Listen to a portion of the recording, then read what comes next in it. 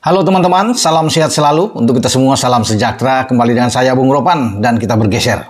Kali ini berbicara tentang IPL, Liga Premier Inggris, yang sejak semalam itu sudah ada pertandingan-pertandingan yang seru sampai pada malam ini atau minggu malam, di mana ada 3 tim papan atas itu bertarung. Yang pertama akan dimulai tentunya dengan Liverpool di Anfield melayani Brighton and Hove Albion. Bagi pasukan Jurgen Klopp, mereka harus bisa mengamankan 3 poin karena ini momen yang sangat baik ketika terjadi duel sengit di Etihad, big match di akhir pekan atau memasuki pekan ke-29 ini antara Man City menghadapi Arsenal. Maka Liverpool ini punya kesempatan untuk 3 poin dengan mengantisipasi jika duel di Etihad berkesudahan seri atau imbang. Bagi pertarungan City dan Arsenal, ini hidup mati bagi keduanya. Arsenal, jika juga ingin melihat bahwa trofi di IPL yang sudah begitu lama mereka rindukan bisa datang ke tangan mereka di bawah Mikel Arteta tentunya, mereka hanya punya satu cara. Bagaimana bisa mengalahkan City bermain di Etihad. 3 poin ini penting. Sekarang Arsenal ada di atas, 64 poin atau sama seperti Liverpool di peringkat 1 dan 2. Mereka hanya dipisahkan dengan keunggulan selisih gol bagi The Gunners tentunya, unggul atas The Reds. Makanya 1-0 saja mereka menang, mereka tentunya akan menjauh dari juara bertahan Manchester City. Seandainya Liverpool menang melawan Brighton, mereka tetap akan poin sama, tapi selisih gol masih di atas. Namun mereka sudah bisa menjauh.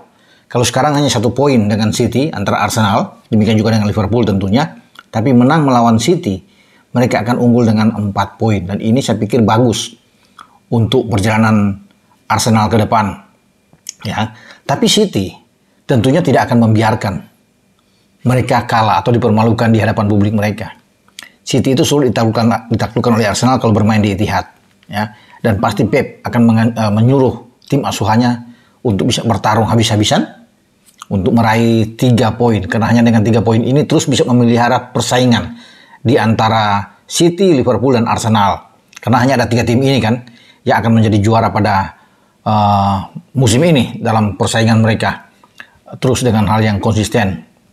Arsenal melangkah di pertandingan ini setelah mereka mengamankan 1 tiket untuk mengalahkan FC Porto di Liga Champions. Demikian juga dengan City masuk di pertandingan ini ketika mereka fokus usai mengalahkan Newcastle, ya, ketika bertanding di Piala FA. Dan saya pikir ini wajib untuk kita tonton, duel antara City dan Arsenal. Bagi Pep, ya, kalau Ederson Moraes diragukan untuk tampil penjaga utama mereka masih punya Ortega. Demikian juga di belakang, ada beberapa pemain yang masih diragukan, Kyle Walker misalnya, Akanji, tapi bisa juga mereka dimainkan, ya, dalam pertandingan ini, ya, dengan bermain katakan dengan apa, biasakan dengan 3 back juga oke, ada Nathan Ake, ada Ruben Dias, dan Akanji bisa bermain di belakang, tapi katakan dengan 4-2-3-1, ya, dengan membiarkan Haaland tentunya sebagai ujung tombak. Nah, di belakang itu kalau Ortega memang dimainkan saat Ederson tidak fit, ya, tidak bugar, maka bisa aja Kyle Walker di kanan, Nathan Ake di kiri, dan Akanji bersama dengan Ruben Dias bermain sebagai 2 back di jantung pertahanan di back tengah. Gelandang mereka bisa dimainkan oleh John Stones. John Stones juga masih diragukan, katanya ada bermasalah sedikit, tapi semoga tidak, ya. Dia bermain dan dia akan ada di tengah bersama dengan Rodri. Ini kan satu kekuatan yang luar biasa bermain di double pivot mereka. Ya, dengan 3 yang ada di depan sudah pasti salah satu adalah Bernardo Silva, ada Phil Foden, Nunes tidak bisa, mungkin belum bisa dimain karena bermasalah juga, masih diragukan untuk tampil. Tapi mereka masih punya Kevin De Bruyne yang dikabarkan kurang juga begitu fit, ya. Tapi kalau De Bruyne ini oke, pasti akan dimainkan oleh Pep Guardiola. Kalau dia bermain di 3, ya, di tengah ini luar biasa, ya. Ada KDB di sana, ada Silva, dan juga ada Phil Foden. Semua bisa mencetak gol untuk bisa melapis pergerakan dari Erling Haaland. Nah, bagaimana kalau kita lihat dengan komposisi yang ada di Arsenal? Arteta saya pikir tetap akan memainkan David Raya di sana, walaupun mereka punya Ramsdale, tentunya ada Gabriel di belakang, ya, ada Ben White yang bisa dimainkan, ada Saliba. Ini pemain-pemain yang oke kalau bisa dikatakan, tapi mereka punya lini serang yang bagus. Saka yang tadi yang diragukan bisa bermain, kecuali mungkin Martinelli, tapi Martinelli kan masih 50-50. Termasuk dengan Gabriel juga yang masih diragukan untuk bisa bermain. Kalau Gabriel nggak ada, ini berbahaya, ya, untuk bisa menangkis setiap serangan dari tuan rumah yang saya pikir akan terus secara bergelombang mereka akan menekan Arsenal. Tapi mereka punya kekuatan dengan Odegaard di tengah. Saya pikir ini pemain-pemain yang oke ya.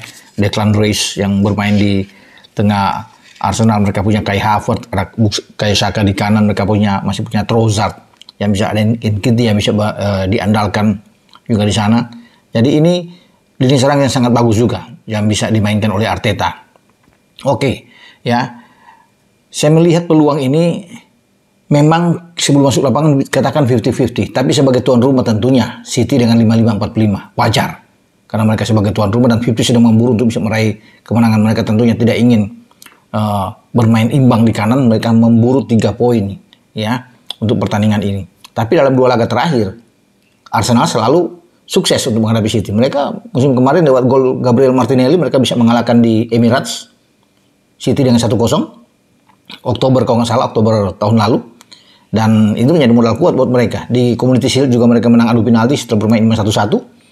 Sehingga 2 pertandingan terakhir itu sudah ada rasa percaya diri bagi pemain-pemain Arsenal ketika datang ke Etihad. Walaupun mereka, saya katakan di awal kan sulit untuk bisa mengalahkan City di kandang City. Makanya ini siapapun yang mencetak gol pertama itu modal bagus ya untuk bisa mengamankan 3 poin, karena tidak akan banyak gol-gol yang lahir ketika 2 tim ini bermain dengan keseimbangan materi pemain squad yang ada di starting 11 baik di Pep dan di Arteta. Dua-dua juga mengusung serangan secara ofensif ya, bermain terbuka. Itu yang menarik dalam pertandingan ini. Tidak ada satu tim yang pun akan bertahan total di belakang. Dua-dua pasti akan bermain dengan beautiful football yang sangat baik, attacking football yang kita akan saksikan dalam 2 ini. Pasti City akan berusaha juga untuk bisa mengamankan bermain dengan ball position yang tinggi. Itu akan menjadi ciri khas mereka, apalagi bermain di kandang. Karena hanya dengan ini mungkin pergerakan perpindahan bola mereka akan sangat baik dari kaki ke kaki yang dipimpin oleh KDB kalau KDB main ya di sana. Dan mereka punya Bernardo Silva dan Foden yang juga sangat baik di tengah untuk bisa memberikan passing-passing ke depan. Ya, ketika ada kebuntuan di sana ada Rodri dan mungkin saja Stones yang akan datang dari belakang untuk bisa membantu dan mencetak gol.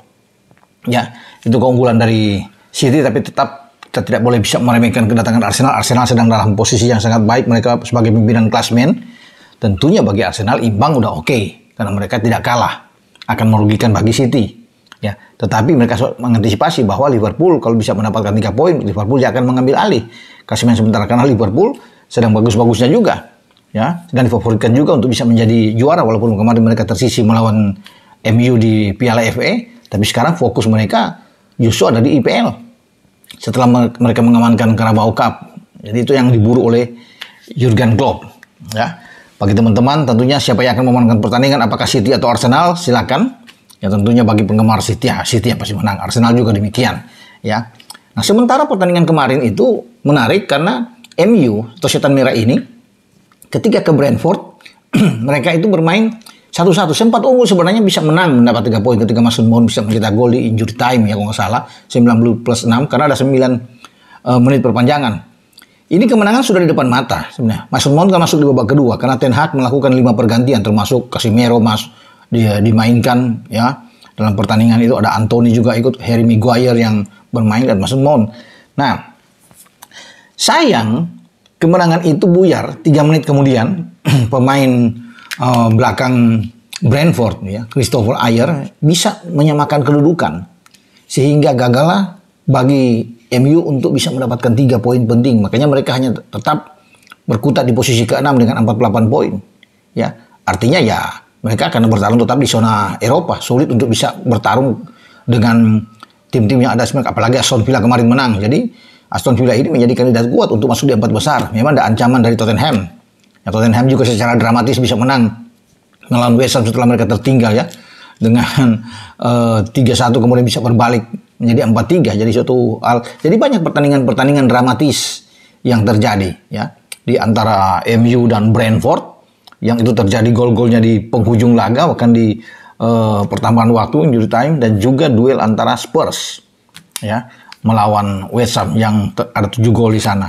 Nah, sementara di Stamford Bridge juga ini luar biasa juga ada 4 gol, 2-2 bagi tuan rumah ya. The Blues sayang juga mereka di kandang didukung penuh penonton mereka, Tapi keunggulan mereka itu lewat 2 gol catatan Palmer, 1 dari penalti itu tidak bisa diamankan buat mereka tersenyum di akhir pertandingan. Karena ada Ozea yang bisa menyelamatkan Burnley. Burnley itu ada di bawah, di urutan bawah ya untuk terancam zona degradasi. Ya kedua dari bawah ya, kalau nggak salah di sini.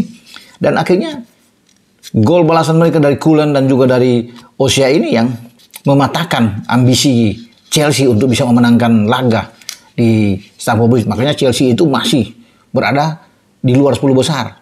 Ya, ada di peringkat ke-11 kalau nggak salah dengan 40 poin. Itu berselisih 24 poin dengan Arsenal, tetangga mereka sesama London. Jauh, mungkin ini kalau bisa dikatakan ya selisih poin paling tinggi sebelum di akhir musim, baru masuk pekan ke-29 dengan 24 poin. Tidak pernah terjadi bagi Chelsea kalau mereka begitu jauh tertinggal dari Arsenal. Sulit saya pikir untuk mengharapkan apapun, apalagi masuk di zona Eropa bagi Chelsea yang paling tidak mereka bisa finish mungkin di urutan 8, urutan 7 sudah bagus, atau urutan 9 yang penting ada di 10 besar. Tapi butuh konsistensi memang bagi Enzo Fernandez dan kawan-kawan, dan juga menjadi ancaman bagi Pochettino. Apakah Pochettino akan bertahan lama di Stamford Bridge, itu yang menjadi tanda tanya sampai saat ini. Jadi itulah saya pikir review dari saya untuk ada di IPL dan preview menjelang pertandingan antara City dan Arsenal, termasuk Liverpool dan Brighton. Ya. Dengan saya, Bung Ropan. Ciao.